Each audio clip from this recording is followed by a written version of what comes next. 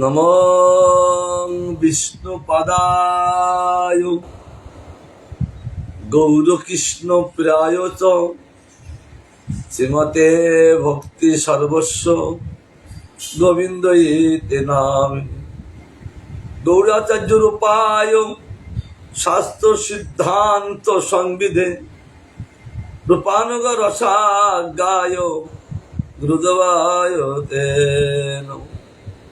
শ্রী চৈতন্য মুকুট গিন্ন হরে কৃষ্ণেতি বর্ণকা নিমজ্জন্তং জগৎ প্রেমনে বিজয়ন্তং তদাহ সন্তাবতার বহুব পুষ্কর নবস্য সর্বত ভদ্র কৃষ্ণ দৈন্য কোবা তথাস্বপি প্রমোদ ভবতে। আরাধ্য ভগবান ভজসতনায় শ্রদ্ধাম বৃন্দাবন ব্রহ্মা কাশীভূষণা বধুবধূ বর্গেন যা কল্পিত শ্রীমৎ ভাগবতং পরমনমলং প্রেম পুমত্তম। শ্রী চৈতন্য মহাপ্রভু মদবিদং তত্র দনাপর নারায়ণ নমস্কৃত নরং চৈব নরোত্তমং দেবীং সরস্বতীং ব্যাসং ততো জয় মুদিরয়।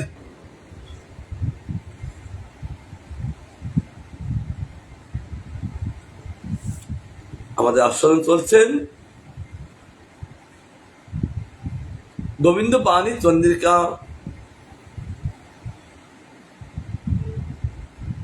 এই বস্তু আস্বাদন করলে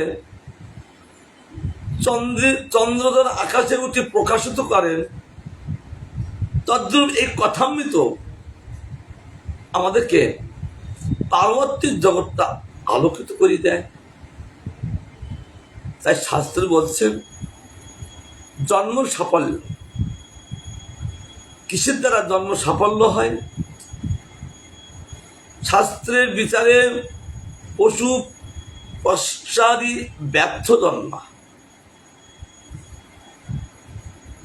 কারণ সেই জন্মে হরিবোধন হয় না, কারণ তাদের বিবেক নাই। একমাত্র মনুষ্য বাদে আর ভগবানের যত সৃষ্ট প্রাণী আছেন সেই সব দেহে হরিবোধন হয় না, কারণ মনুষ্যবাদে আর যত জন্ম আছেন ভগবানের জীবজাতির সব ব্যর্থ জন্ম। কারণ তাদের বিবেক নেই, তারা 24 ঘন্টা ভোগের জন্য ছোটে। এই জন্য শাস্ত্রে বলছেন পশু পক্ষাদি এদের ব্যর্থ জন্ম। ভগবান যখন এই জগৎ সৃষ্টি করলেন, জীব জাতিকে তিনি এই জগতে নিয়ে আসলেন। বলছেন কত সংখ্যক অসংখ্য জীব জাতি,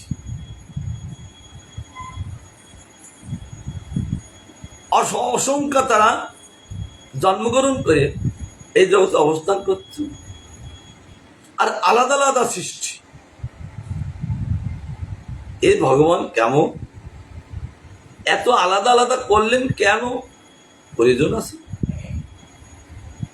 একটা সংসার করলে যেমন কত কি জিনিসের প্রয়োজন, আশ্রমে তদ্রূপ কত জিনিসের প্রয়োজন। ভগবত সেবা করতে গেলে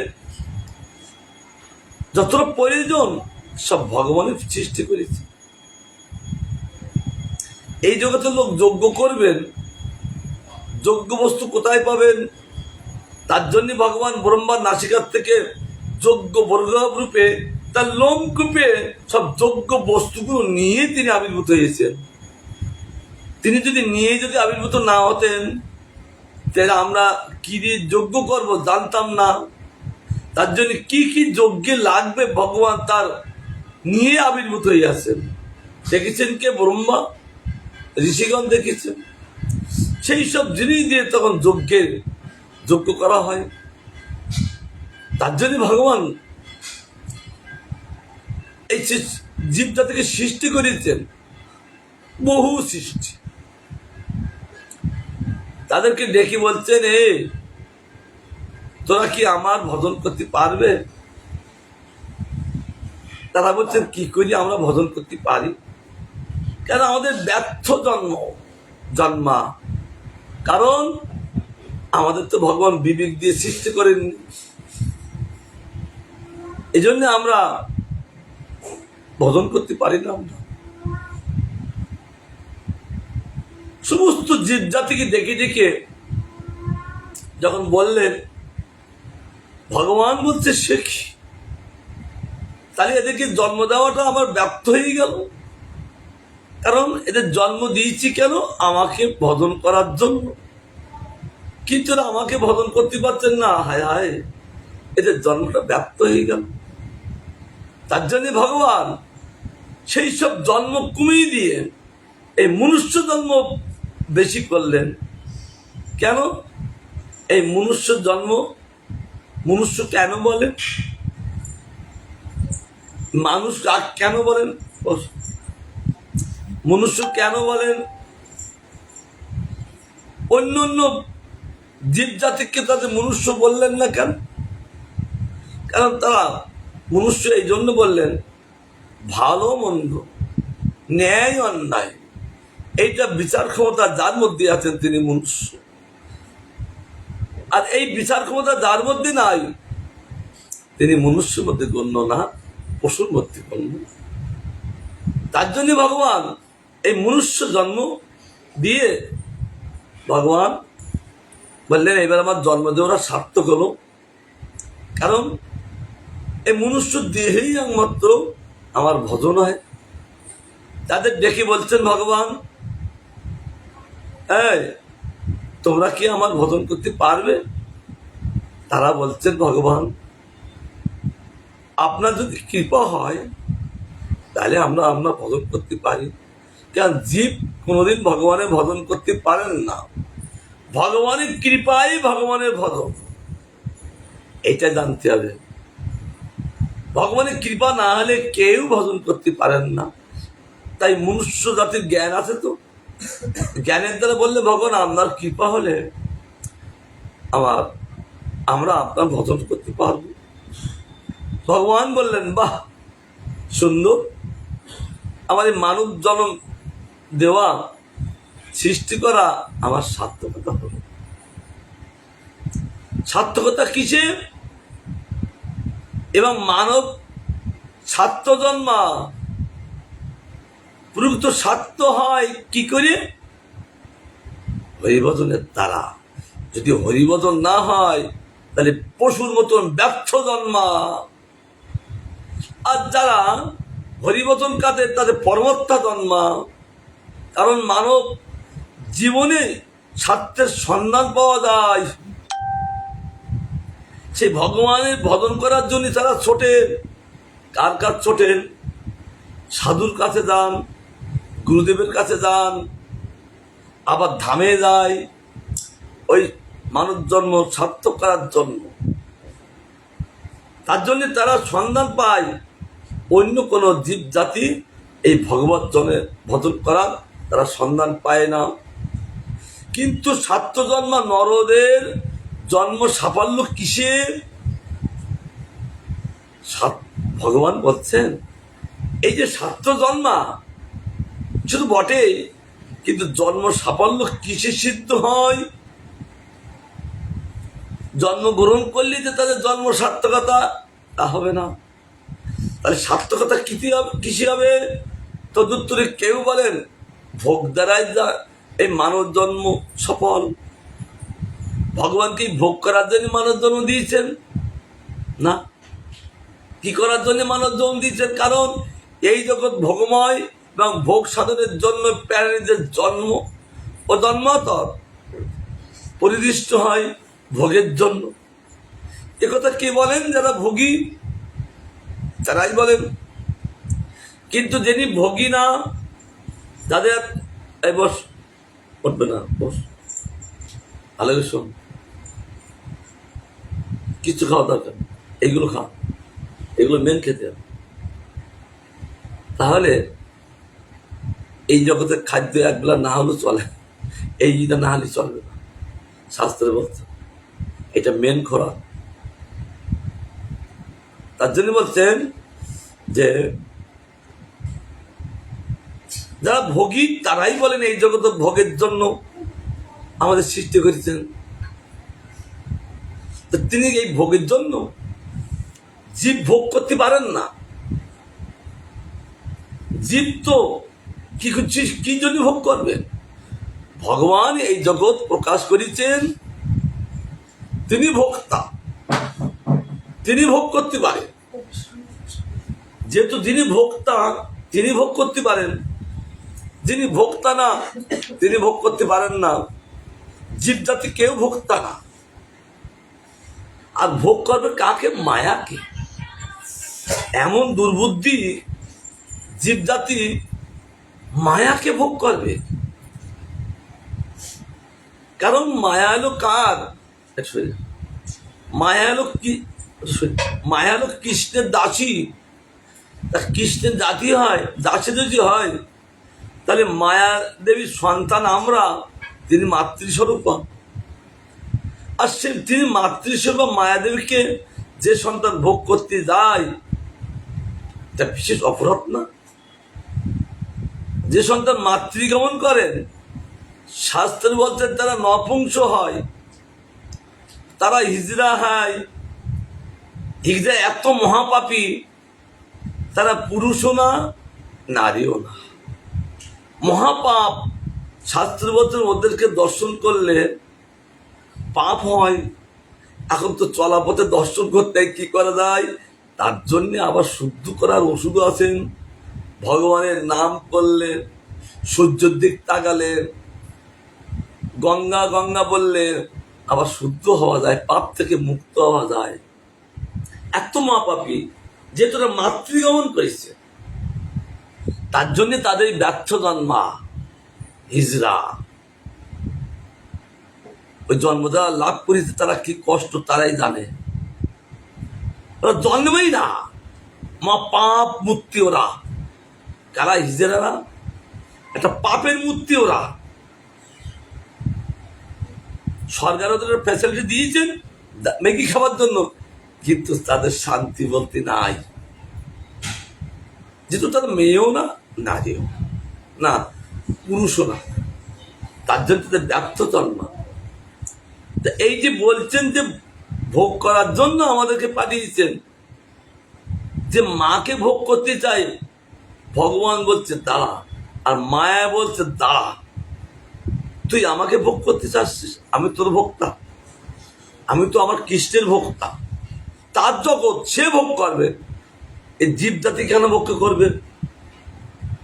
তার জন্য মায়াদেবী এই কারাগার সৃষ্টি করেছে, আর সবাইকে কারাগারে বন্দী করে রেখেছে। আর কারাগারের দুটো পোশাক আছে। কি পোশাক বলুন তো? এই জগতে জীব জাতি যখন আসলেন, তার দুটো পোশাক দিলেন। বলতে পারিস জীব জাতির দুটো পোশাক পরালেন। যেমন আমার বুড়ো মাছকে নিয়ে যখন গেছি হসপিটালে, ওই তাদের পোশাক দিলেন, হসপিটালের পোশাক। আবার জেলে গেলে দেখবে আর একটা পোশাক দেয়। কারণ যে যেখানে যাবে সেই তাদের অনুযায়ী চলতে হবে, তারা একটা পোশাক দেয়। তার জন্য বলছেন এই জগতে যখনই আমরা এসে গেলাম, আর মায়া দিয়ে আমাদের দুটো পোশাক পরে দিলেন। একটা স্থূলদেহ পোশাক, আর একটা হলো সূক্ষ্মদেহ পোশাক। যে আমাদের সকলকে এই কারাগারে রেখেছেন। এই কারাগার জীব জাতিদের দুটো পোশাক, কি বললাম? একটা স্থূলদেহ মানে এইটা, আর একটা সূক্ষ্মদেহ পোশাক। সেই পোশাকটা কি দিয়ে? সেই দেহটা কি? মন, বুদ্ধি, অহংকার দিয়ে যে দেহ তৈরি হয়, সেই দেহ হলো সূক্ষ্ম দেহ। ওটাও মায়া দেবী দিলেন ওই পোশাকটা। আর এইটা যা ভোগ করেন তাদের জন্য এই পোশাক, স্থূলদেহ পোশাক করে সমস্ত ভগবানের যত সৃষ্ট প্রাণীকে ও পশু পশু সকলকে কারাগারে বন্দী। আচ্ছা, জীবটা যখন কারাগারে বন্দী, আবার তাদের জন্য আবার কারাগার কেন করিনি প্রভু? এই জাতির জন্য আবার কারাগার করেছেন।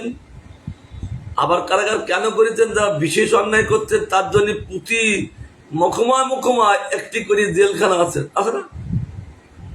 সব জায়গায় আছে। এই বারাসাত আছেন, বৈশালী আছেন, কলকাতায় আছেন, বনগায় আছেন, কৃষ্ণনগর আছেন। বড় জেলখানা সেন্টার কেন আবার জেলখানা কেন করলেন?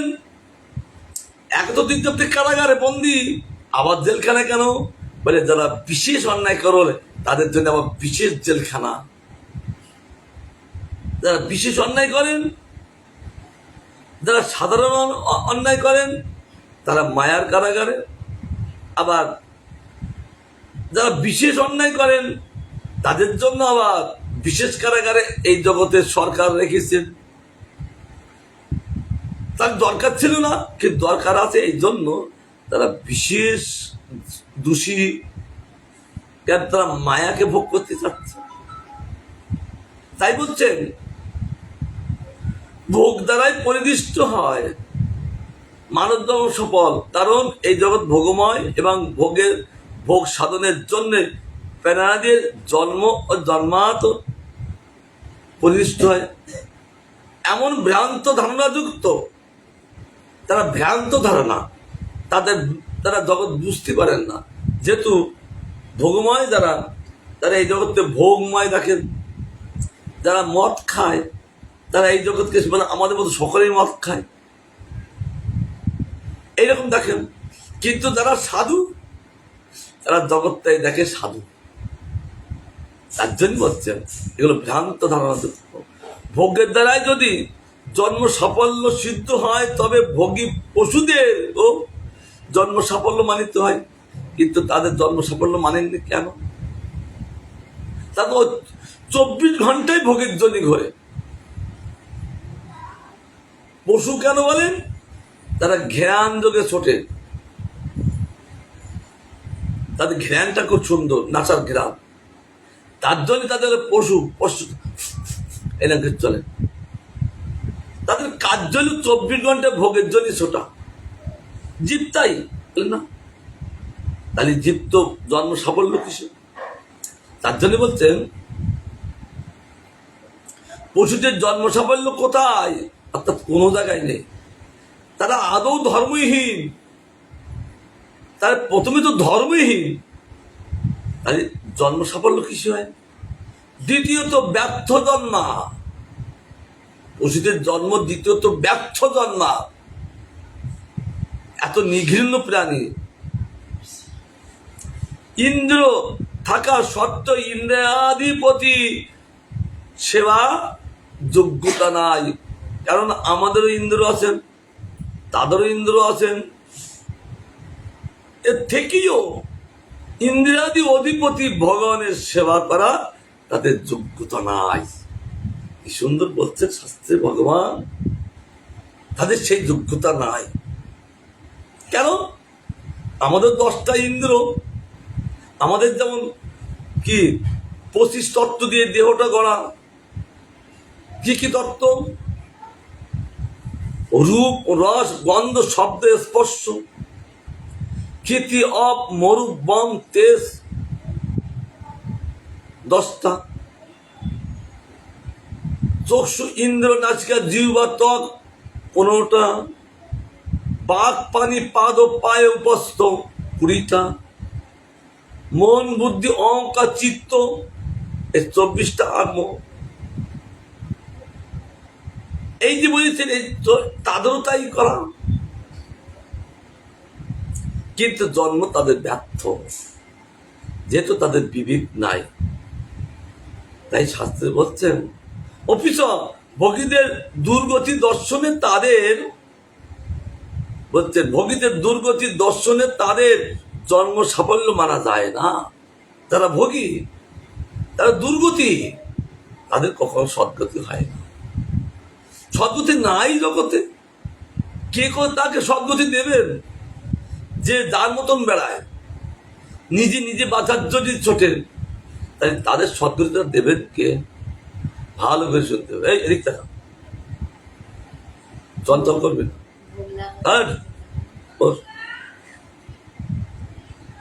ব্যর্থ জন্ম। ভোগের পুনর্জন্ম হয় পুণ্য জন্মাদের, জন্ম সাফল্য নাই। যারা ভোগ করেন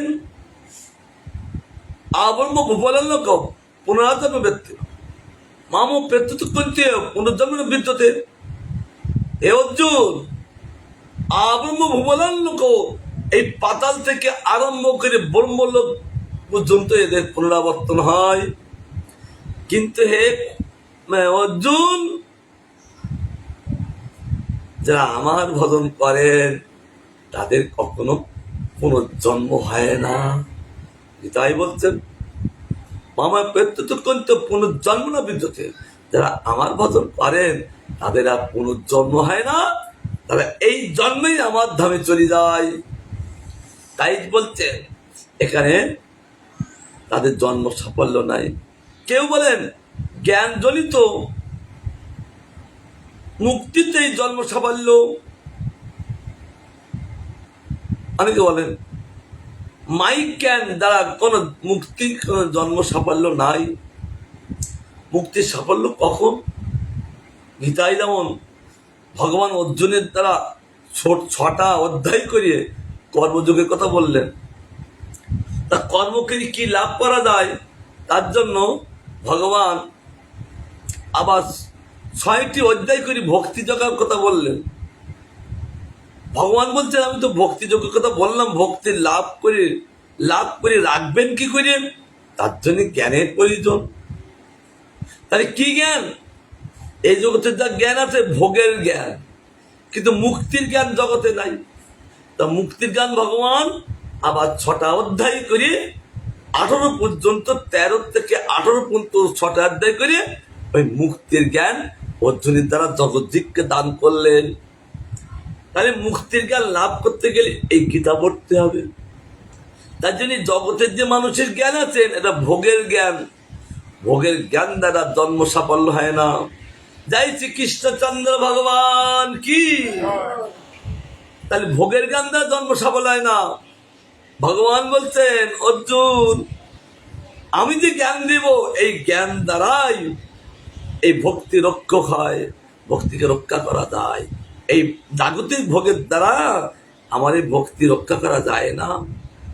তার জন্য ভগবান নিজেই জ্ঞান দিলেন।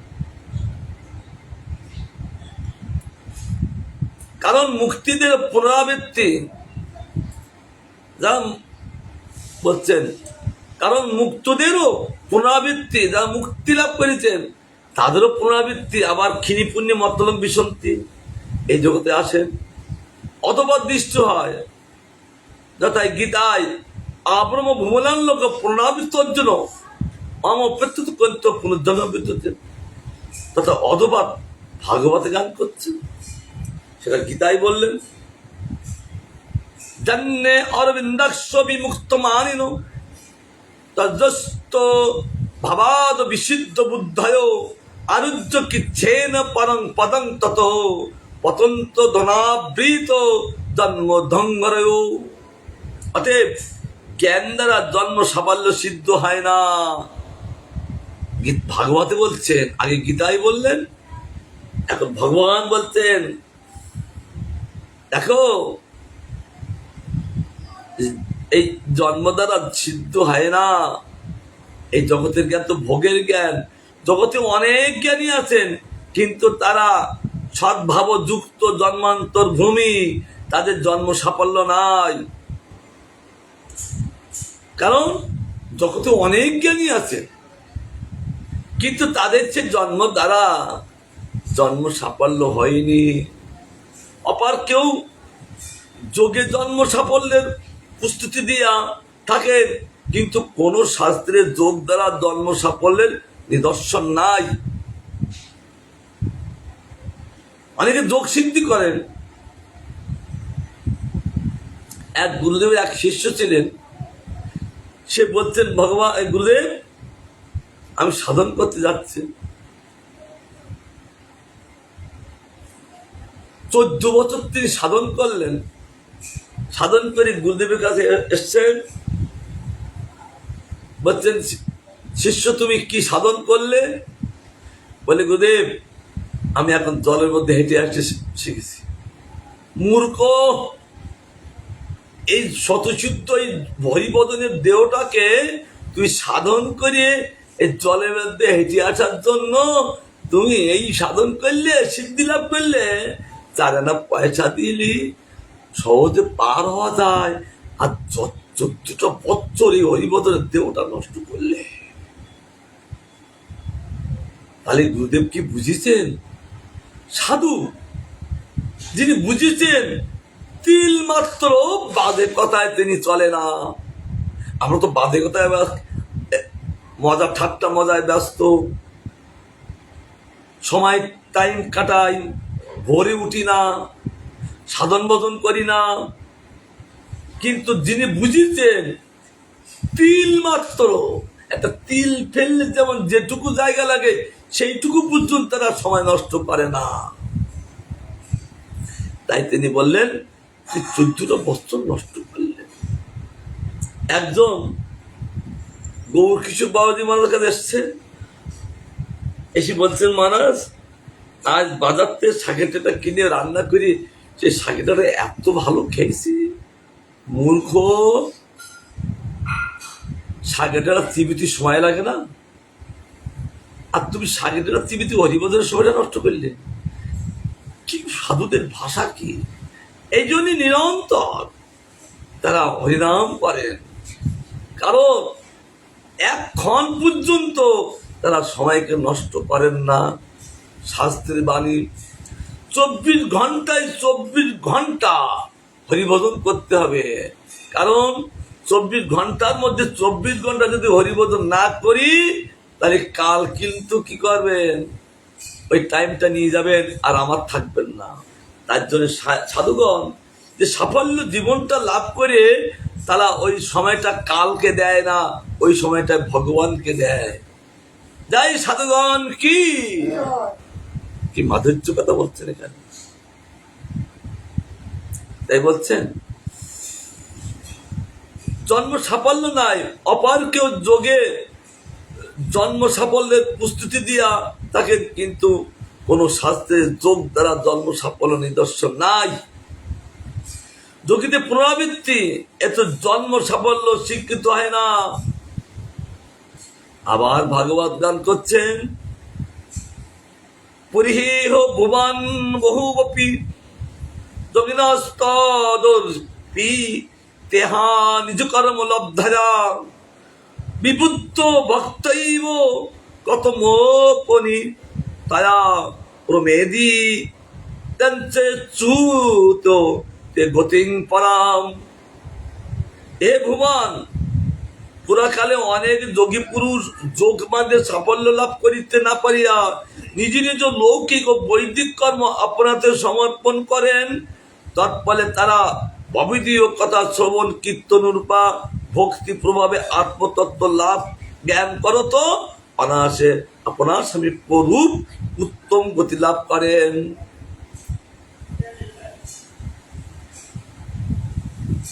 পুরাকালে তারা যোগী পুরুষ, তারা হাজার হাজার বছর তারা তপস্যা করে দেখলেন এই যোগ যারা গোবিন্দকে লাভ করা যায় না। 1-2 বছর না, সে জগতে ছিলেন হাজার হাজার বছর বেঁচে থাকতেন, এই যোগ সাধন করতেন, কিন্তু তারা কোনদিন জন্য ভগবানকে লাভ করতে পারেননি। হঠাৎ করে তাদের বিবেক খুলে গেল, না এটা লৌকিক বৈদিক বিধি সে সমর্পণ করেন, এই লৌকিক বিধির দ্বারা কোনো কাজ নেই। একমাত্র ভগবদীয় কথা শ্রবণ কীর্তন, তারা গোবিন্দের কীর্তন করলেন, আর কীর্তন প্রভাবে তারা ভক্তি লাভ করলেন, আর ভক্তির প্রভাবে আত্মত্যাত্ম তত্ত্ব জ্ঞান লাভ করতে অনায়াসে আপনার সমীপ রূপ উত্তম গতি লাভ করেন। সুখদেব গোস্বামী তিনি বলতে লাগলেন, একমাত্র আত্মতত্ত্ব জ্ঞান লাভ করলেই আমাদের কি জ্ঞান আছেন? ভোগ জ্ঞান। কারণ যেদিন থেকে আমরা গুরুবদত্ত আশ্রয় করেছি সেই দিন থেকে আমাদের আত্মতত্ত্ব দেহ ভগবানেই তিনি আমাদের আত্মতত্ত্ব দেহ করে দিয়েছেন। কে? ভগবান। অলক্ষিতে তিনি সেই কালে দীক্ষাকালের শিষ্য করে আত্মসম, অর্থাৎ ভগবান তাকে আত্মসাক্ষাৎকার করে নেয়, আমার করি নেয়, আমার করি নিয়ে তারপর ভগবান সেবার অধিকার ভগবানই করি দেন। কিন্তু আমরা এখন কি বালক বালিকা, বালক বালিকা যেমন কিছু বোঝেন না, আমরা তো দূর কি করি বালক বালিকা হলাম, কারণ এনাদের বয়স তো অনেক। তা বালক বালিকা হলেন তারা জ্ঞানে অজ্ঞ, তারা মাইক জগতে মাইক বয়স হয়েছেন, কিন্তু পারমার্থিক বয়স তাদের নাই। তার জন্যে তারাও অজ্ঞ।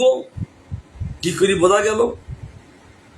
এক সাধু তিনি হরিনাম করে চলছেন, প্রায় 50 থেকে 60 বছর বয়স, সেই সাধুকে কি গালি দিচ্ছে। সাধু কোনো ভুলকে করলেন না, রীতিমতো হরিনাম করছেন। একজন ব্যক্তি এসে বলছেন, সাধু বাবা আমাদের এত গালি দিচ্ছেন, আপনি কিছু বলছেন না কেন? সাধু বলছেন, দেখুন আমি কি বল, কারণ অজ্ঞ তো। কি করি অজ্ঞ? তার 50 থেকে 60 বছর বয়স, আর কি করি অজ্ঞ হলো? বলে জ্ঞানে অজ্ঞ, তত্ত্বে অজ্ঞ। কেন? তুই জ্ঞানে অজ্ঞ, জ্ঞানে বালক, তত্ত্বে বালক। তার জ্ঞান নেই বলে তত্ত্বজ্ঞান নেই। তত্ত্বজ্ঞান না থাকলে তুই অজ্ঞ। অজ্ঞ কাদের বলে? বালকদের। আর একটা বালক কতদিন পর্যন্ত অজ্ঞ থাকেন? 11 বছর পর্যন্ত অজ্ঞ থাকেন। 11 বছর পরেই যে তখন তার জ্ঞান বিবেক প্রকাশ হন। এই জন্য সাধু বলছেন সে অজ্ঞ। তখন সেই লোকটা সাধু ওই ভূমিকায় আছে। আমাদের সাধুকে যে এত গালি দিচ্ছেন তার জন্য কোনো প্রতিবাদ করছেন না, কিন্তু আমাদের মতো সাধু হলে ওরে বাবা প্রতিবাদের লড়াই চলতো না। কিন্তু সাধুর লক্ষণটা কি? কোনো প্রতিবাদ নেই, কারণ তিনি জেনে নিলেন অজ্ঞ। এক সাধু আর এক সাধুর যে কথা বলতে বলতে ক্রোধ করলেন, সে সাধু বলছেন আমি তোমার সঙ্গে কি কথা বলবো, তুমি তো আমার দাসের দাস। সে সাধু বলছেন তুমি এখানে আমার ক্রোধ করছো এসে। সে এত ধনী লোক, তাকে বললেন তুমি আমার দাসের দাস। আর যখন বলেছে রেখে গেছে, আমি আমার দাসের দাস কেন হলো? তখন বললেন আমি সাধন ভজন করে ক্রোধকে আমি জয় করেছি, আমার বশে রেখেছি, আর আপনি তার ক্রোধের দাস। এই জন্য আমার দাসের দাস তুমি। তখন তার বিবেক করে গেল সাধু কোন ভূমিকায় আছে, যে আমি ক্রোধকে জয় করেছি, তার দাস করে রেখেছি, আর আমি তো তাকে জয় করতে পারিনি, এই জন্য আমি আমার ক্রোধের দাসের দাস। তখন সে হাত জোড় করে সাষ্টাঙ্গে প্রণাম করে বলছে তিনি কোন ভূমিকায় আছে। সাধুর ভূমিকাগুলো রক্ষণ বলতে যাচ্ছে। তাই বলছেন উত্তম গতি লাভ করেন অফিস উত্তম জন্মৈশ্বর্য সুতশ্রী, তারা জন্ম সাফল্য নিরস্ত, কারণ তাদের বৈগুণ্য বর্তমান, তাদের দোষ আছে। কারণ জন্মের দ্বারা শ্রী শ্রুতি ঐশ্বর্যের দ্বারা এই জন্ম সাফল্য হয় না, কারণ তাদের বৈগুণ্য থাকেন, দোষ থাকেন। কারণ আমার সেই রূপবান কেউ নেই, আমার চেয়ে গুণবান কেউ নেই, আমার চেয়ে ধনবান কেউ নেই। এই জন্য তার বৈগুণ্য থাকেন, দোষ থাকেন, আর তা দ্বারা সম্ভব জন্ম সাফল্য নেই। অপরে ভগবত ভক্তির দ্বারাই জন্ম সাফল্য লাভ হয়। এতগুলো তাৎপর্য ভগবান গান করতে করতে এখন বলছেন কি করি লাভ হয়? বলছেন ভগবত ভক্তি দ্বারাই জন্ম সাফল্য লাভ হয়।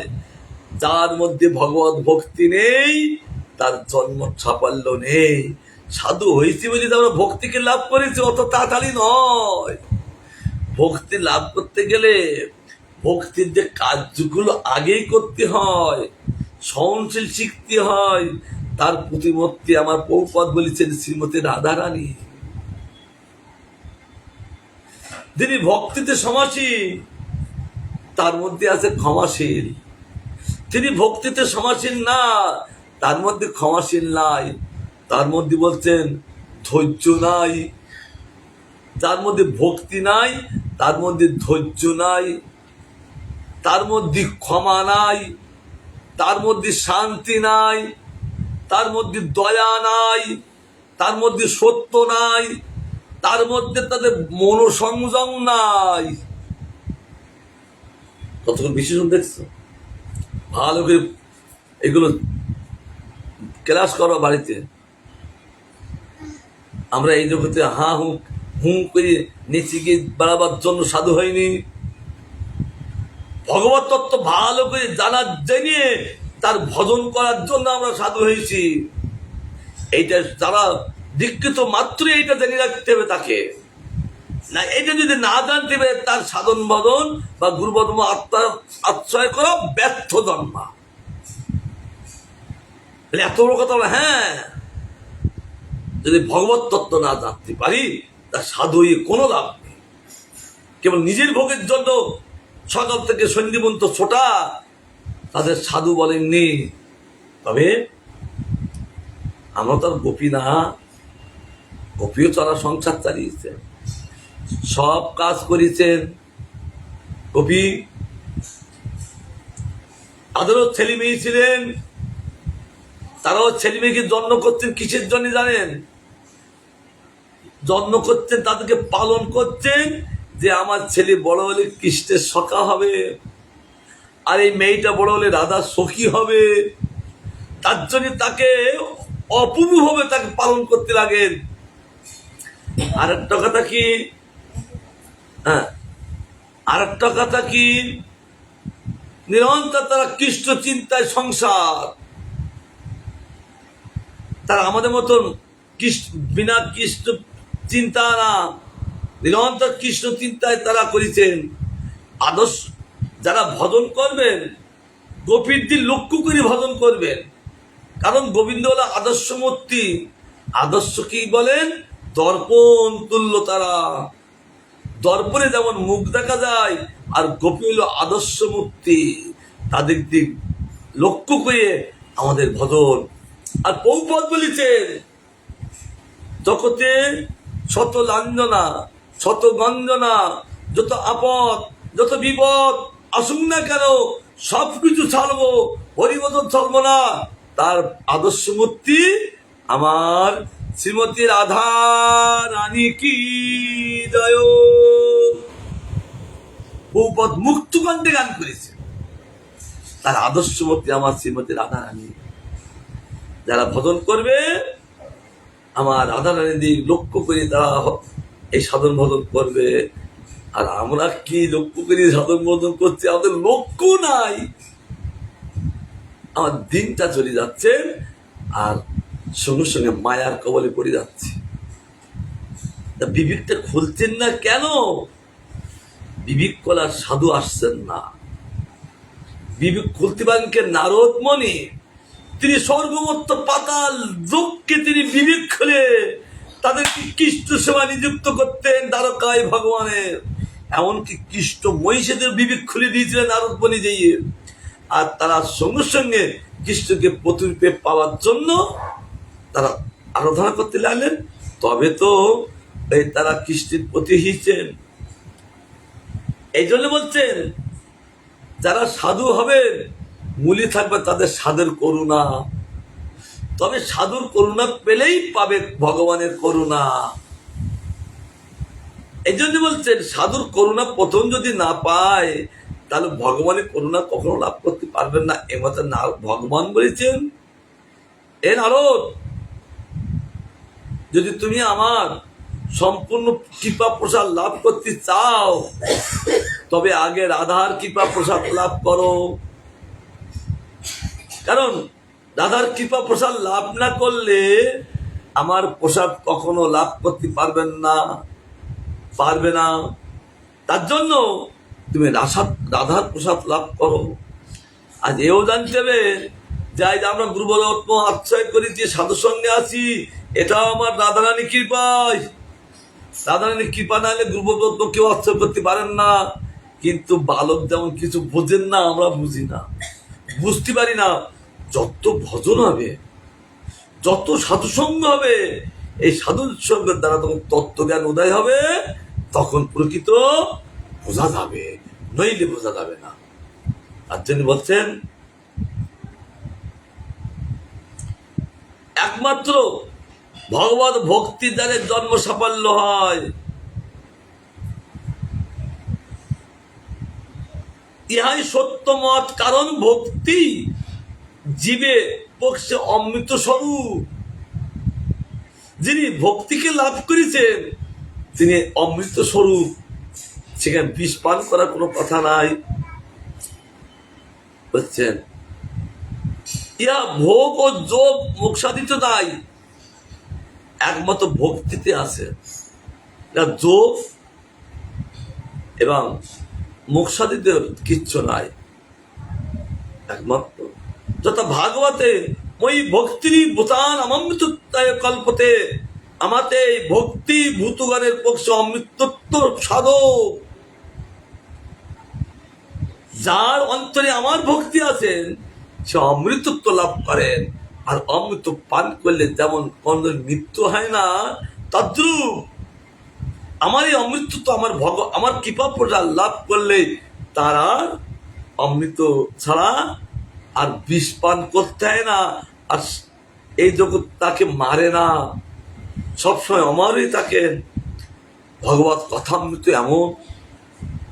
এই সমুদ্র মন্থনকালে শাস্ত্রে বলছেন ওই অমৃত উঠেছিলেন, কিন্তু অসুরদের বঞ্চনা করে দেবতাদের খাইয়েছিলেন। কিন্তু শাস্ত্র বলছেন তাদের অমৃত খাওয়াইও তাদের আব্রহ্ম ভূমলের লোক, তাদেরও মৃত্যু আছে। ব্রহ্মার এখন রাজ চলছেন, চুল পেকে গেছেন, তারও মৃত্যু হয়। এই 14 ভ্রমণে যত লোক আছেন, 14টা লোকে প্রত্যেকের মৃত্যু ভয় আছে। এই স্বর্গে যারা অমৃত খেয়ে ভগবান যাদেরকে বাঁচিয়ে রেখেছেন তাদের মৃত্যু হয়। কিন্তু শাস্ত্র বলছেন এই হরির কথামৃত পান করলে তার আর মৃত্যু ভয় নাই। যাই হরি কথামৃত কি, ওই অমৃত তাদেরকে মরণ হয়, কিন্তু ভগবত কথামৃত রস আস্বাদন করলে, এই অমৃত পান করলে তার কখনো মৃত্যু হয় না। একথা কে বলেছেন? আমার রাধারানী সখীদের সঙ্গে বলেছেন। কৃষ্ণ মথুরায় গেলে রাধারানী মরতে চাই, কৃষ্ণ সঙ্গে সঙ্গে কৃষ্ণ কথায় আবির্ভূত হইয়ে রাধারানীকে মরতে দেয় না। তাই সখীদের বলছেন আমি মরতে চাই, কৃষ্ণ কথা আমাদের কেউ আমাকে মরতে দেয় না। কারণ কৃষ্ণ কথারূপেই অবস্থান করেন, নারী বসে আছে কি করিয়ে? তিনি যদি কৃষ্ণ কথারূপে অবস্থান না করেন, কৃষ্ণ বর্তমান তিনি এই গ্রন্থের মধ্যে অক্ষররূপে অবস্থান করেন। প্রত্যেকটা অক্ষরের ভগবান, যেহেতু এই অক্ষরগুলো সৃষ্টি হয়েছেন নারায়ণ পরেন, নারায়ণ থেকে বর্ণগুলো সৃষ্টি। এই জন্য বর্ণগুলো নারায়ণ পরেন, নারায়ণকে আশ্রয় করে থাকেন। এই বর্ণগুলো আমরা যে স্কুলে পড়াশোনা করছি বর্ণ পেলাম কোথায়? সব নারায়ণ পর ব্যাখ্যা। জীবগোস্বীনাথ হরিনামামৃত গ্রন্থে তিনি প্রত্যেকটাই বর্ণের উপরে নারায়ণ ভগবানের উপরে ব্যাখ্যা করেছেন। তাহলে ওই জগতের তিনি ভগবান থেকে সৃষ্টি অক্ষরগুলো, এই যে প্রত্যেকটা বর্ণ ভগবান। তাই আমাদের জীব জাতিকে একটু স্বীকৃত করার জন্য ওই বর্ণ এসেছেন এই জগতে। এই জন্য তো মহাপুরু বলেছেন কাকে, দিগ্বজয় পণ্ডিত কেশব কাশ্মীরকে ভালো করে বসো, হেলাম দিয়ে বসো, কেন ওই কথা ভালো করে বসতে। এটা সভা, ভগবান এখানে আছেন। যদি ঘুমাইতে হয় বাড়ি দিয়ে ঘুমাবো, এখানে বসে ঘুমাবো, ভগবানের কথা শুনবো। তার জন্য বলছেন যে কি কথা বলছিলাম বলতো, এই বর্ণগুলো সব নারায়ণ পরায়ণ, অর্থাৎ নারায়ণকে আশ্রয় দিয়ে থাকেন। তাই জীব জাতিকে শিক্ষা দেওয়ার জন্য ওই জগতে অক্ষরগুলো এই জগতে এসছেন কেন? জীব জাতির শিক্ষা করবেন ভগবত ভজন করার জন্য। কেবল ওই পড়াশুনো করে চাকরি করে নিজের সংসার চালাবার জন্য ওই অক্ষরগুলো তিনি ভগবান পাঠাননি, কিন্তু ব্যতিরিক হচ্ছেন আর নিজের পায়ে নিজে কুরুল মেরিয়ে নিজেই তিনি আঘাত করে কষ্ট পাচ্ছেন। জীব জাতির দোষ, ভগবান কোনো দোষ না। তার জন্য শ্রীমান মহাপ্রভু কেশব কাঠ কি বলেছিলেন, বলে কেন লোক কৃষ্ণ ভক্তি করিবারে, সে যদি নইল বিদ্যায় কি করে? কাকে বললেন? এই গঙ্গার তীরে কেশব কাশ্মীরকে বলেছিলেন, বলে কেন লোক কৃষ্ণ ভক্তি করিবার জন্য, তাছাড়া অন্য কোনো পড়াশোনা না। কেবল আমি বড় চাকরি করবো, তার ব্যর্থ জন্ম হবে। মনুষ্য জন্ম লাভ করে ব্যর্থ জন্ম হবে। আবার এমন বিবেকবান আছেন, তারা পড়াশোনা করে তারা গোবিন্দের ভজন করেন, আর ভগবান তার প্রতি প্রসন্ন হন। তাই বলছেন এটা। আর কি বলেছেন? সেই সেই বিদ্যার ফলে জানিও নিশ্চয় শ্রীকৃষ্ণ পাদবাপ্তে ভক্তি যদি হয়, সেই বিদ্যায় একমাত্র শ্রেষ্ঠ ফল শ্রীকৃষ্ণ পদবাপ্তে চিত্তবৃত্তি যদি রয়।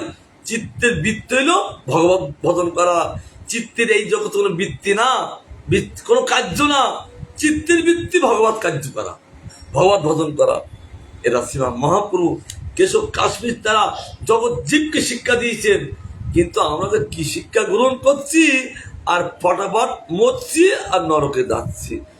কিন্তু শাস্ত্রে বলছেন এই ভারতবর্ষে যারা জন্মগ্রহণ করেন তাদের তো নরকে যাওয়ার জন্য এই ভারতবর্ষের জন্ম না। তারা এখান থেকে গোবিন্দকে ভজন করে গোলক ধামে যাবেন। এর ভারতবর্ষের জন্মে এত সাফল্যতা। সুন্দর সুন্দর আমাদের কথা আচ্ছাদন হচ্ছে। তাই বলছেন ভক্তি দ্বারা উত্তম শ্রেয় লাভ হয়।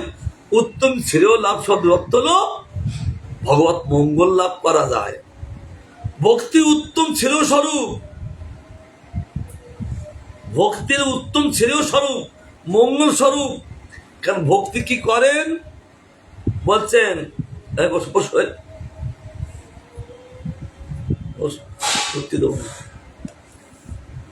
পড়ালো উড়ি যাচ্ছে না, এখানে এই বাড়ি বসে, এটা মেন বাড়ি, ওই কথা আমি তো আস্বাদন করার চেষ্টা করছি।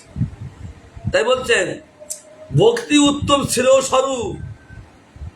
ভক্তি দেবী কি করেন? জীব জাতিকে তার নিজের, যেমন মা যেমন নিজের সন্তানকে বাবার কাছে রাখেন, আর আমাদের ভক্তি দেবী ভক্তিটা জননী স্বরূপ। তিনি জীব জাতি পুত্রকে গোবিন্দের কাছে তিনি সমর্পণ করে দেয়। যাই শ্রী ভক্তি দেবী কি ভালো ভালো কথা। তার জন্য বলছেন যে ভক্তি উত্তম শিরস্বরূপ, ভক্তি জন্মান্ত খণ্ডিনী। তিনি ভক্তিকে লাভ করেছেন, তারা অন্য কোনো জন্ম লাভ হয় না। একমাত্র ভগবত ধামে চলে নিয়ে যান ভক্তি দেবী। তাই বলছে জন্মান্ত খণ্ডিনী, তার জন্ম বন্ধ করে দেয় এই ভক্তি দেবী। আর তার মাতৃজনী ভ্রমণ করতে হয় না। ও কি ভাষা! উত্তম গতি প্রামণী, গোলক গতি করে দেয় এই ভক্তি। এই ভক্তি যার মধ্যে নেই তার জন্ম সাফল্য নেই। এই ভক্তি যার মধ্যে আছেন তার জন্ম সাফল্য। এগুলো পড়ছি কেন? ভগবান বলছে। এগুলো আমরা বিশেষ করে জেনে আমরা এই তত্ত্বে প্রতিষ্ঠিত হব। কেবল গতানুগত চলবো না, দিনগুলো আমরা ফালতু কাজে লাগাবো না। আমরা ভগবত সেবায় লাগবো, গোপী হব। আর কি হব? আমরা গণেশ হব, কার্তিক হব না। কার্তিক হলে ভ্রান্ত জন্ম, গণেশ হলে সাত্য জন্ম। কারণ সাধুগণ মানেই গণেশ হবেন। বলছেন কেন? ভগবত ভজন করলেই সবকিছু ভজন হয়ে যান। যেমন গণেশ তার মাকে পরিক্রমা করে বসলেন, তার পৃথিবী ভ্রমণেই গেল। আর সাধুগণ গণেশের চেয়ে আরো উত্তম, তারা সর্বদেবময় গোবিন্দের ভজন করেন আর সব তাদের ভ্রমণ করা হয়ে যান। তীর্থ ভ্রমণের ফল, তপস্যার ফল, তীর্থ স্নানের ফল, যোগের ফল সব লাভ করেন। একথা কে বলেছেন? কপিল ভগবানকে তার মা বলেছেন, দেবতী মা।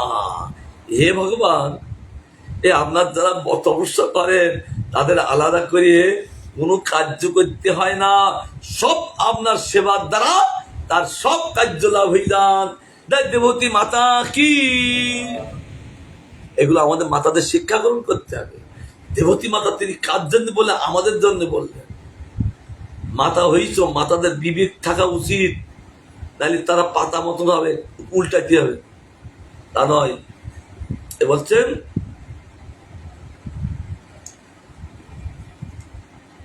জন্ম বন্ধ করে দেয়। যেমন উন্নত শ্রেণীতে উত্তীর্ণদের অধ্যয়ন সাফল্য প্রসিদ্ধ, কিন্তু অনুন্নতিদের তা নাই। যাদের উন্নত পর্যায়ে পড়াশুনো করে তারা উপরের শ্রেণীতে যায়, তদ্রূপ এই ভজন সাধন করে তারা উন্নত পর্যায়ে যায়। আর যারা অনুন্নত পর্যায়ে থাকেন তাদের পড়াশোনাকে ব্যর্থ। স্কুলে পড়াশোনা করা ফেল করার জন্যই না, কারণ একটা একটা ছাত্রে বা ছাত্রীর পিছনে মা বাবার কত পয়সা খরচ করতে হয়, কিন্তু সেই ছেলে যদি বা সেই মেয়েটা যদি ফেল করে তার ব্যর্থ জন্মা। তা আমরা গুরুপদ আশ্রয় করে যদি উত্তগতি না হয়, তাহলে আমাদের গুরুপদ আশ্রয়টা ব্যর্থ হয়ে যাচ্ছে। কারণ নিম্নগতি হওয়ার জন্য গুরুপদ আশ্রয় না, উদ্যোগতি লাভ করার জন্য আশ্রয়। কারণ আমাদেরও কি আছেন, আমাদেরও ক্লাস আছেন। শাস্ত্রে বলেছে আমাদের প্রথম ক্লাস লোক শ্রদ্ধারূপ ক্লাস। আদৌ শ্রদ্ধা তত সাধুভঙ্গ তত অনাত্ম নিবৃত্তি। আমাদের গোস্বামীপাদ তিনি ভক্তি রসামৃত গ্রন্থে ক্রম দিয়েছেন, আমাদের ক্লাস আছেন। কিন্তু আমরা এক ক্লাসে থাকার জন্য এই গুরুপদ পাঁচটায় করে স্কুলে ভর্তি হয়নি। এই জন্য বলছে আদৌ শ্রদ্ধা, প্রথমে শ্রদ্ধা। শ্রদ্ধা কাকে বলেন? শ্রদ্ধা শব্দে বিশ্বাস করে সুদূর নিশ্চয় কৃষ্ণ ভক্তি কইলে সর্বকর্ম কৃত হয়, তাকে বলে মূল শ্রদ্ধা। এটা শ্রদ্ধার সঙ্গে বিশ্বাস করে, এটা সামান্য আকারে বলেছেন। কিন্তু আজ গৌরসুন্দর এই নবদ্বীপে এসে চৈতন্যতে একটা শ্রদ্ধার শব্দ ক্লিয়ার করে বললেন যে শ্রদ্ধার শব্দ বিশ্বাস করে শুধু নিশ্চয়, শুধু নিশ্চয় না, এই ডেবিট করে বললেন, শিওর করে দিলেন। আর কি? কৃষ্ণ ভক্তি কইলে সর্বকর্ম কৃত হয়। তাহলে ভক্তি, বুদ্ধিমান ভক্তি কার ভক্তি করবেন? শ্রীমান মহাপ্রভু বলছেন একমাত্র কৃষ্ণ ভক্তির দ্বারা তার আর কোনো কর্ম করতে হয় না। ভাগবত গান করছেন, তারা সব কিছু ছেড়ে দিয়ে এক ধ্যানে এক জ্ঞানে ভাগবত শ্রবণ করলে তার বাহ্য কোনো জ্ঞান থাকে না। তার জন্য এই সন্ধ্যা বন্দনাদি করার জন্য ব্রহ্মা 3 কোটি ব্রাহ্মণ রেখেছেন। কারণ যারা তৎপর হয়ে গোবিন্দের সেবায় থাকেন আর তাদের সন্ধ্যা বন্দনা করার জন্য ওই 3 কোটি ব্রাহ্মণ রেখেছেন, তাদের সন্ধ্যা বন্দনা করার জন্য। তাই বলি ফাঁকি দিয়ে নয়, তৎপর হইতে হবে। এক দেন এক, সে ভাগ রাজ্যে যখন ঢুকি যাবে, আর কখন সকাল হবে, কখন সন্ধ্যা হবে, আর কখন দুপুর হবে তারা জানেন না। কার দ্বারা প্রমাণিত করেছেন? মাধবেন্দ্র পুরীপাদ তিনি যখন উড়ুপিতে গিয়েছেন মধ্যাচার্যের আশ্রমে, আর মধ্যাচার্যের যে গোপাল পেয়েছিলেন তিলক মাটি ভেঙে দিয়েছিলেন, দ্বারকায় গিয়েছিলেন আর তিলক মাটি নিয়ে আসলেন, আর যখন উড়ুপিতে নিজের আশ্রমে নিয়ে আসলেন আর তখন ভাঙলেন, বিরাট বড় গোপাল আজও পর্যন্ত সেখানে দর্শন। ওই গোপালকে দেখে মাধবেন্দ্র পুরাত তিনি গিধারী গোপাল জ্ঞানে তাকে অপরাধ নেত্রের দর্শন করতে থাকেন। আর তার জন্য কখন সকাল হয়, কখন দুপুর হয়, কখন সন্ধ্যা হয়, তার বাহ্য কোনো জ্ঞান ছিলেন না মাধবেন্দ্র পুরীবাদে। মধ্যাচার্যের শিষ্যগণ বলছেন কিরকম সাধু, এই সন্ধ্যা বন্দনাদি করেন না। তার জন্য উনি একবার শুনতে পেলেন, তার জন্য মাধবেন্দ্র পুরীবাদ বললেন, দেখুন এই সন্ধ্যা বন্দনাদি করব, কিন্তু সে কালগুলো আসলে তো করব। আমার চিৎসহ্য ভগবান চিত্তে ক্ষেত্রে সবসময় উদিত, আমার ওদের ওই সন্ধ্যাকাল আসেন না, মধ্যাহ্নকাল আসেন না, সকাল আসেন না, আমার চিত্ত শুদ্ধ সবসময় উদিত। তারপর হাত জোর করে বলেছেন, ওহো এ কেমন সাধু গো, বুঝতে পেরেছিলেন। এই জন্য তৎপরতা, এক ধ্যান এক জ্ঞান। তার জন্য বলছেন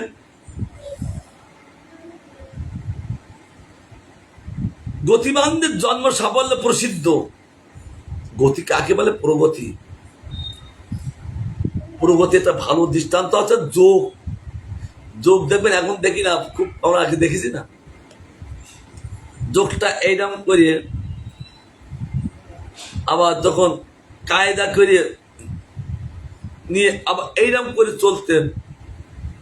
তার জন্য আমাদেরও একটা যোগ সাধন চলে। এইরকম প্রগতি হওয়ার দরকার, একটার পরে একটাকে এগিয়ে যাওয়া। এটা প্রগতি যার মধ্যে উদয় হয়েছেন, জানতে হবে তার জন্ম সাফল্য হয়েছে। কিন্তু পতিতদের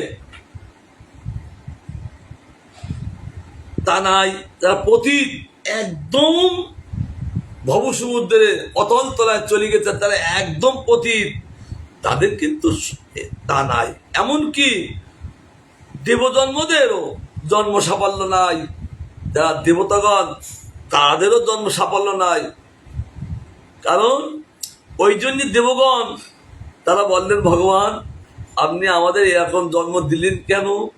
যেহেতু সরাসরি আপনার সঙ্গে খেলতে পারি না, থাকতে পারি না, এক জায়গায় শয়ন করতে পারি না, আপনাকে সুখী করতে পারি না।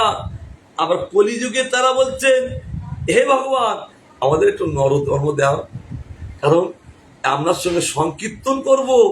আপনি যেমন সকলকে নিয়ে সংকীর্তন করছেন, আমাদেরও সংকীর্তন করার ইচ্ছা। এই জন্য শাস্ত্রে বলছেন দেব জন্মদেরও জন্ম সাফল্য নাই। এক কথায় ব্রহ্মাণ্ড ভ্রমি ও ব্রহ্মাদি অধিগণেরও জন্ম সাফল্য নাই। ব্রহ্মাদি অধিগণেরও, আমাদের অধিগণ যারা আছেন আমাদের উপরে, তাদেরও জন্ম সাফল্য তো নাই। উপনিষদ বলেন পুনর্জন্ম, নরগণ গোখর, তাদের পুনর্জন্ম হয়, তারা গোখর অর্থাৎ নির্বোধ। নির্বোধ মানে তাদের কোনো বোধ নাই, জ্ঞান নাই। তার জন্য শাস্ত্র বলছে তারা নির্বোধ, তাদের জ্ঞান বলতে নাই। কারণ তাদের পুনর্জন্ম হয়। জন্ম হওয়ার জন্য সাধন বদন না। আর আমাদের যদি সাধন বদন করি যে জন্ম হয়, তাহলে আমাদের সাধন বদন নির্বোধ সাধন বদন, এইটা জানতে হবে। তার জন্য শাস্ত্র বলছেন, আর তারা ভক্তি বলে পরাগতিময় অমৃতত্ব লাভ করেন। যারা ভক্তি বলে তাদের জন্ম কর্ম সাফল্য নাই। তাদের এই জন্ম সাফল্য বর্তমান কাদের? অপর দিকে বলছেন নির্বেদ এবং ভক্তি বলে যারা সাধন বোধন করেন, তাদের প্রকৃত জন্ম সাফল্য। এই বলি কোরআনে রাতি যাচ্ছে, সম্পর্ক করছে। আমি গোবিন্দ কথা বিস্তার দিচ্ছি। আবার গুরু বৈষ্ণবের করুণা হলে আমরা আবার আস্বাদন করবো, তিনি প্রসন্ন হন। বাঞ্ছা কল্পতরুভস্য কৃপা সিন্ধুবে বচ পতিতানাং পাবনেভ্যো বৈষ্ণবেভ্যো নমঃ।